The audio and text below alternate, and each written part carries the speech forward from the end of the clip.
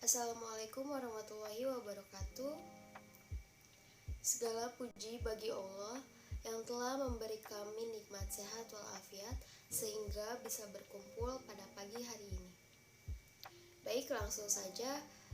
Sebelum memulainya presentasi pada pagi hari ini, alangkah baiknya kita mengucap basmalah.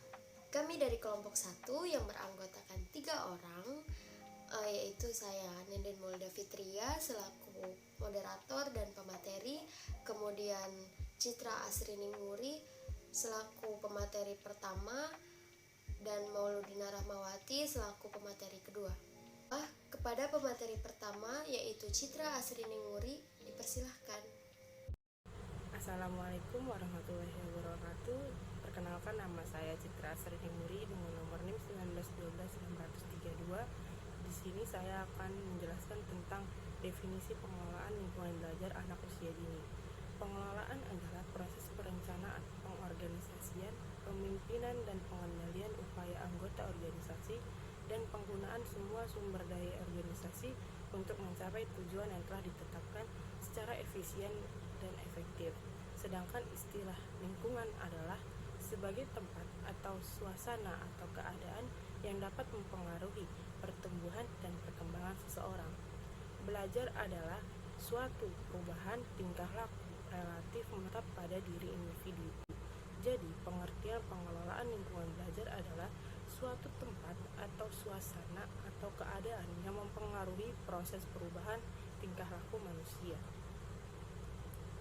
Pengelolaan atau desain lingkungan PAUD adalah pengelolaan lingkungan desain PAUD adalah penataan tepatnya set plan tampilan indoor maupun outdoor PAUD. Walaupun kegiatan mendesain penampilan indoor maupun outdoor PAUD bukan keahlian guru, tetapi setidaknya guru PAUD dapat mengenali karakter desain PAUD yang sesuai dengan dunia fantasi anak. Sebab dunia fantasi adalah berpengaruh besar terhadap perkembangan kognitif sosial, emosi, bahasa, dan seni lain sebagainya. Mungkin itu saja yang bisa saya sampaikan. Selanjutnya akan disampaikan oleh teman saya, yaitu Mauludina Rahmawati. Assalamualaikum warahmatullahi wabarakatuh. Perkenalkan, nama saya Mauludina Rahmawati dengan NIM 1912628, ingin menjelaskan tentang tujuan pengelolaan lingkungan belajar anak usia dini. Nah, sebelumnya kalian sudah tahu belum sih apa itu pengelolaan lingkungan belajar anak usia dini? Lingkungan belajar itu penting sekali untuk diperhatikan oleh guru, karena lingkungan itu dapat mempengaruhi perasaan, tindakan, dan perilaku anak itu sendiri. Pada dasarnya, tujuan pengelolaan lingkungan belajar ini ada 2, yaitu yang pertama ada performance atau tampilan, dan yang kedua ada konten atau isi. Dari aspek performance yang ditekankan itu lebih ke arah tampilan yang dapat menampilkan lingkungan yang mampu mengundang atau merangsang anak untuk tertarik beraktivitas di dalam lingkungan belajar yang telah disediakan. Nah, lingkungan yang memiliki kualitas performance yang tinggi itu akan dengan mudah menarik anak untuk memasukinya. Sedangkan jika di dalam aspek konten atau isi itu, terdapat 2 hal yang mendasar yang harus dicapai dalam pengelolaan lingkungan belajar anak, yaitu kemampuan lingkungan belajar tersebut dalam memfasilitasi anak, serta kemampuan lingkungan belajar dalam memberi kesempatan pada anak untuk beraktivitas dan berkreasi secara efektif dan. Nah, di sini ada 3 tujuan pengelolaan lingkungan belajar anak usia dini. Yang pertama, menciptakan situasi pembelajaran yang kondusif dan menyenangkan. Jadi, kalau kelas yang kondusif itu akan bisa membantu siswa dan mempermudah kita sebagai guru untuk menangkap pelajaran dan menyampaikan materi pelajaran. Dan jika pembelajarannya menyenangkan, itu supaya anak sendiri itu tidak cepat bosan. Oleh karena itu, guru diharapkan mampu mengelola kelas dengan baik. Yang kedua, memotivasi anak untuk terlibat aktif dalam proses pembelajaran. Nah, memotivasi itu apa sih? Jadi, motivasi itu artinya kita mendorong anak dan memberi dukungan agar anak itu bisa mencapai tujuan belajarnya. Misalnya, pemahaman materi atau pengembangan belajar. Jadi, dengan adanya motivasi itu, anak akan senantiasa semangat untuk terus belajar tanpa ada paksaan dari pihak manapun. Nah, yang ketiga itu ada memudahkan anak untuk belajar fokus, mandiri, tanggung jawab, klasifikasi, kerapian, dan lain-lain dalam keteraturan. Nah, walaupun mengajarkan kepada anak itu sulit dan membutuhkan kesabaran serta keterampilan, kita juga harus sadar gitu ya, betapa pentingnya mendidik anak untuk fokus, mandiri, dan tanggung jawab sejak dini. Jadi kita juga sebagai orang tua harus menanamkan kebiasaan baik di dalam rumah, seperti membereskan mainan sendiri atau membuang sampah pada tempatnya. Nah, nanti secara tidak sadar, anak pun akan ikut mempraktekkan hal ini dimanapun, baik di rumah maupun di luar rumah. Nah, dengan belajar fokus, mandiri, dan tanggung jawab, anak pun jadi lebih bisa mengatur hidupnya sesuai keinginan sendiri, tidak menyusahkan orang lain, menjadi pribadi yang bertanggung jawab, serta punya pemikiran yang kritis. Jadi, secara umum, tujuan dari pengelolaan lingkungan belajar yaitu menyediakan fasilitas bagi bermacam-macam kegiatan siswa dalam lingkungan sosial, emosional, dan intelektual di kelas. Oleh karena itu, seorang pendidik harus mampu mendesain lingkungan belajar anak agar anak didik itu bisa tertarik dan termotivasi serta antusias dalam menerima materi pelajaran yang disampaikan oleh guru. Terima kasih. Wassalamualaikum warahmatullahi wabarakatuh. Assalamualaikum warahmatullahi wabarakatuh. Saya Nenden Maulidah Fitria dengan NIM 1912160025.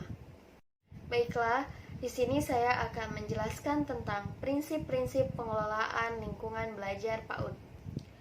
Lingkungan belajar dilakukan atas dua jenis, yaitu lingkungan belajar di dalam ruangan atau bisa disebut indoor, dan lingkungan di luar ruangan yang bisa disebut outdoor.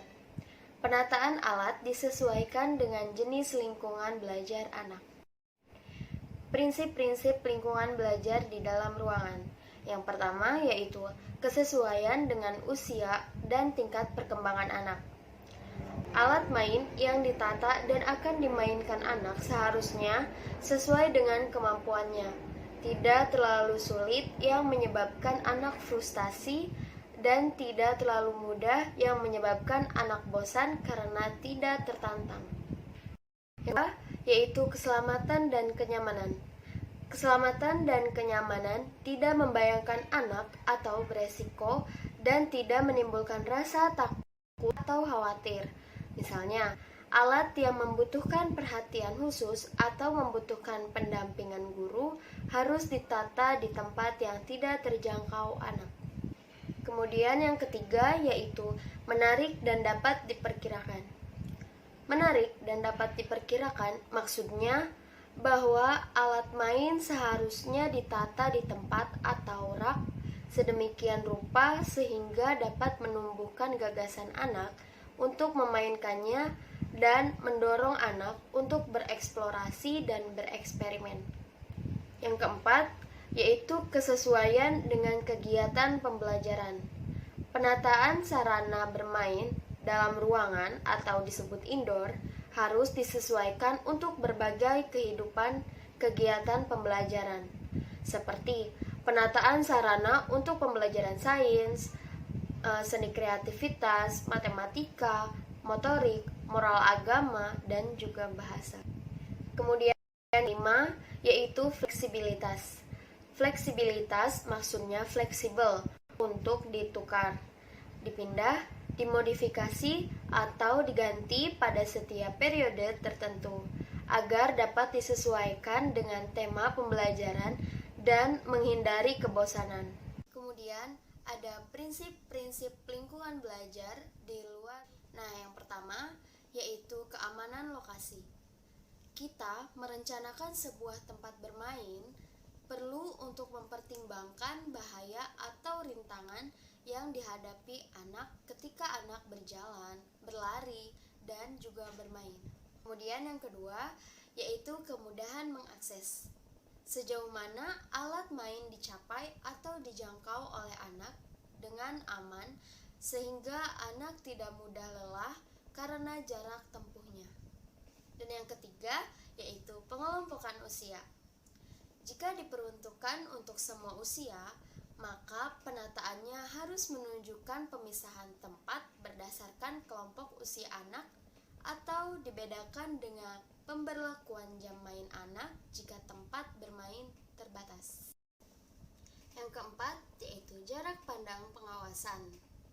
Penataan alat main harus dalam jarak pandang guru untuk mengamati dan mengikuti kegiatan bermain anak, karena setiap penggunaan alat main luar harus bisa dilihat dari tempat di mana guru biasanya mengawas.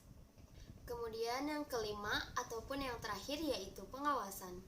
Pengawasan lingkungan bermain di luar ruangan seharusnya adalah tenaga teknis yang benar-benar paham dan terlatih terkait dengan keamanan mainan dan penyelamatan pertama jika terjadi kecelakaan di tempat bermain. Dengan demikian, penataan lingkungan PAUD tidak sekedar indah di mata tetapi juga berfungsi secara maksimal tanpa mengurangi keindahan lingkungan. Prinsip-prinsip yang dimaksud yaitu yang pertama, keserasian, yang kedua, keindahan, yang ketiga, keseimbangan, dan yang keempat yaitu tata artistik, keamanan, nilai ekonomis, dan kesatu paduan. Mungkin hanya itu penjelasan dari saya. Kurang dan lebihnya mohon maaf. Wassalamualaikum warahmatullahi wabarakatuh. Mungkin cukup sekian materi dari kelompok 1. Kurang dan lebihnya mohon maaf. Wassalamualaikum warahmatullahi wabarakatuh.